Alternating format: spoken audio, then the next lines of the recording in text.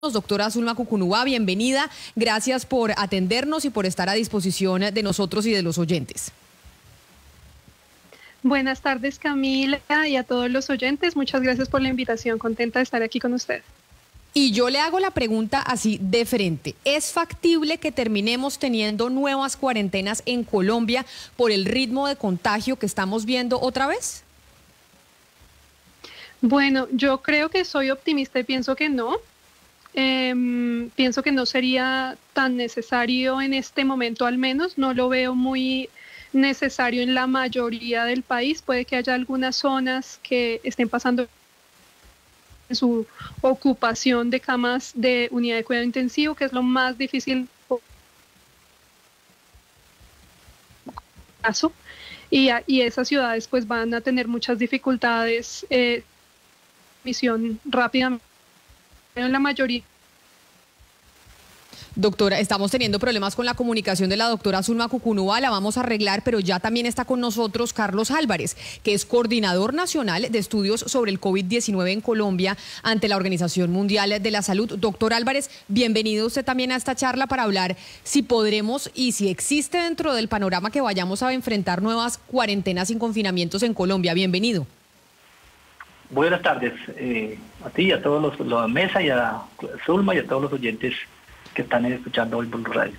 Doctor Álvarez, nos dice la doctora Cucunúa que ella es optimista, que ya no cree que sean necesarias las cuarentenas por ahora. Yo le pregunto a usted, ¿cree que podríamos llegar a tener nuevas cuarentenas en Colombia, por ejemplo, en enero, después de las fiestas de fin de año? No creería.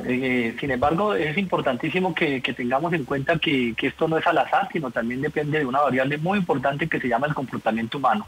Y depende gran parte de lo que nosotros hagamos, ¿no? Si uno dijera, todos que le botamos los tapabocas, no hacemos caso a los distanciamientos, sacamos los protocolos, pues las cosas pueden ser dramáticas, pero sabemos que la conciencia de la ciudadana no es así y probablemente son más las personas que tratan de cumplir los protocolos que los que no la cumplen.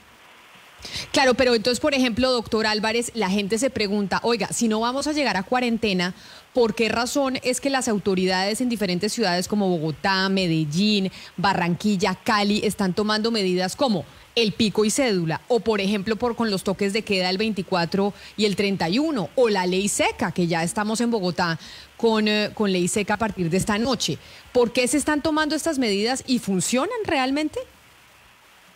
Porque efectivamente sí, estas medidas son las que ayudan también a contener y a disminuir, no solamente en el caso del COVID-19, sino también otras ocupación de camas de cuidado intensivo por otras causas, ¿no? Incluyendo las mismas riñas, la misma violencia que hace que pueda hacer que en un momento determinado las camas que están destinadas de cuidado intensivo para COVID, pues puedan ser utilizadas para COVID, no para otras causas que son prevenibles.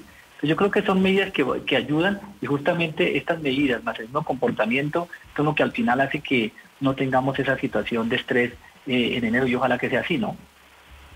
Doctora Cucunúa, yo quiero preguntarle específicamente por la medida del pico y cédula, porque ha habido muchas críticas por parte pues, de los comerciantes, con justa razón, diciendo usted, ¿por qué me va a cerrar si ya está comprobado que la mayoría de los contagios que, digamos, crearon la segunda ola en Europa ocurrieron dentro de las casas, en las mismas fiestas, en familiares, de puerta adentro, y que los restaurantes y los sitios de comercio organizados pues no generan pues rebrotes o no generan contagios masivos? ¿Usted está de acuerdo con esta medida del pico y cédula? Bueno, yo creo que es muy complejo el tema de medidas generalizadas, porque puede justamente pues toda medida generalizada disminuye el contagio, de eso no tengo duda, pero sí pues puede causar problemas para ciertos sectores, y ahí es donde de pronto hay que ver cómo ciertas medidas se pueden cada vez ser mucho más focalizadas.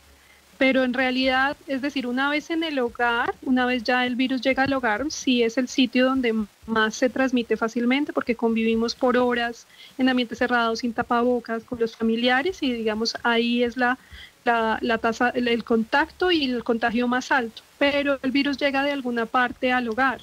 Entonces, digamos, no se puede dejar solo a las personas en el hogar, sino que también hay que pues reducir los contactos fuera del hogar, y esos contactos pues en los sitios donde son más de riesgo, que corresponden a lugares cerrados o o por ejemplo en restaurantes, en ciertos sitios donde no haya buena ventilación, donde las personas se quitan el tapabocas, donde se disminuyen las medidas de protección, pues esos contactos también hay que bajarlos, porque de ahí digamos se toma el virus y se lleva al hogar.